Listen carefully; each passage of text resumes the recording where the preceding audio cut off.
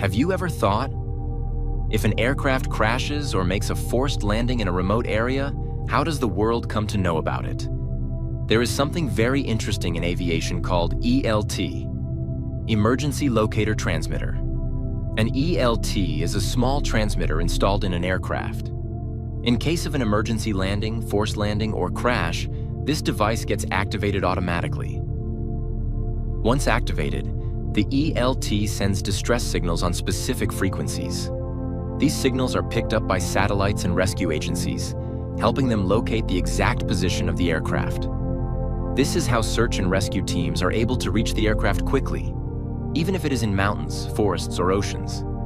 So, the next time you wonder how aircraft are found after an accident, remember, the ELT silently works to save lives. Aviation is not just about flying, it's about safety at every step.